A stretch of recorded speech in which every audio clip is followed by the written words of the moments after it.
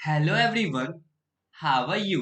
I hope you are fine. आज हम लोग national institute of open schooling का सेकेंडरी कोर्स इंग्लिश बुक 2 का लेसन नंबर 22 द ट्रूथ पढ़ने जा रहे हैं।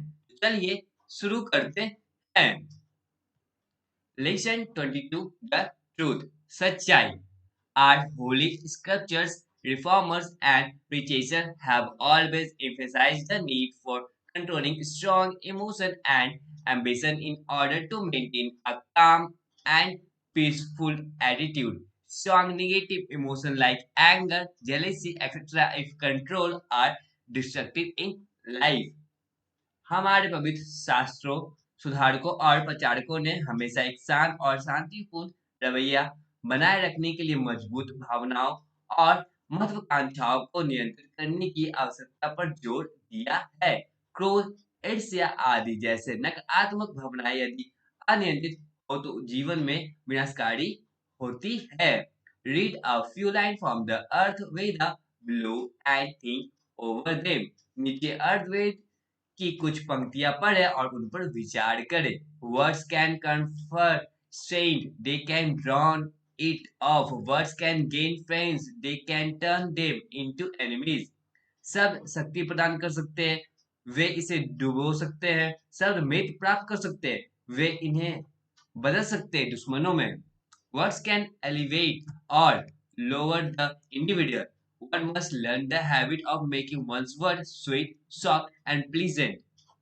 शब्द ऊंचा उठा सकते हैं या व्यक्तिगत कम आदत अवश्य सीखनी चाहिए एक शब्द बनाने के लिए मीठा, नर्म और सुखद।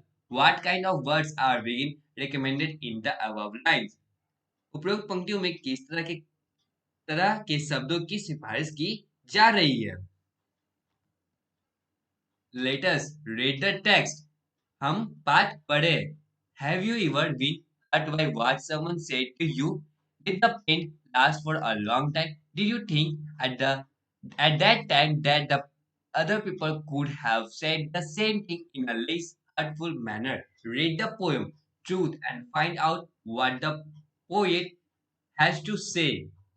क्या आपने कभी किसी को जो कहा है उससे आप आहत हुए हैं? क्या दर्द लंबे समय तक रहता था? क्या आपने उस समय सोचा था कि दूसरे व्यक्ति ने कम आहत तरीके से एक ही बात कही हो सकती है? कविता सत्य को पढ़े और जाने कि कवि को क्या कहना है। ट्रूथ, सत्य, ये सच्चाई इसको कह सकते हैं। ये कविता है और आइए हम लोग अब कविता पढ़ते हैं। सबसे पहले हम लोग कविता पढ़ेंगे और इसका अर्थ जानेंगे, फिर इसका समरी पढ़ेंगे। Sticks and stone may break my bones, but words can also hurt me. Stones and sticks break only skin, while words are ghosts that haunt me. छड़ी और पत्थर मेरी हड्डी तोड़ सकते हैं, लेकिन शब्द मुझे चोट भी पहुंचा सकते हैं। पत्थर और लाठी केवल त्वचा को तोड़ते हैं, जबकि शब्द भूत है जो मुझे परेशान करते हैं।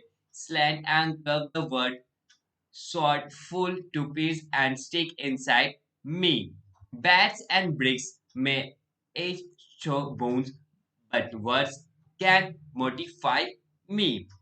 तिरछी और घुमावदार शब्द तलवारें गिर जाती हैं मेरे अंदर चुभन और चिपक जाने के लिए।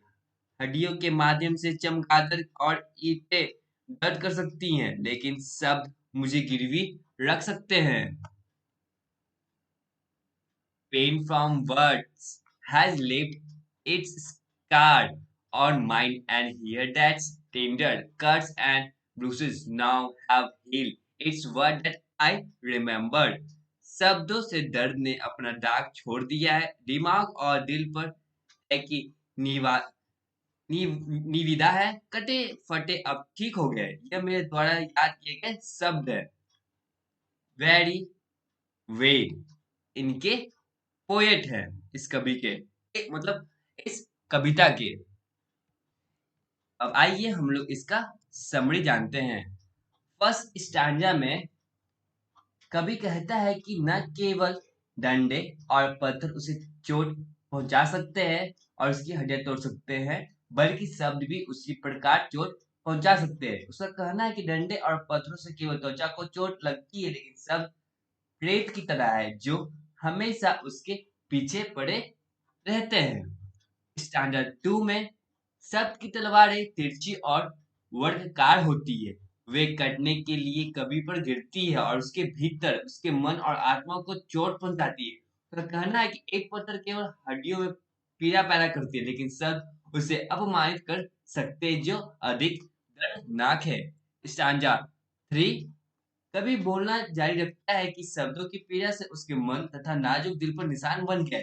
उसके शरीर की चोटें और खरोंचें अब ठीक हो गई हैं, लेकिन वह शब्द को भूल नहीं सकता है जो उसे अभी तक पीड़ा और चोट पहुंचाते हैं। इस तरह से जो है समरी भी खत्म हो चुका है और चैप्टर भी खत्म हो चुका है। आइए इसके सारे क्वेश्चन आंसर को बनाने का प्रयास करेंगे। ये रहा इंटेक्स क्वेश्चन 22.1,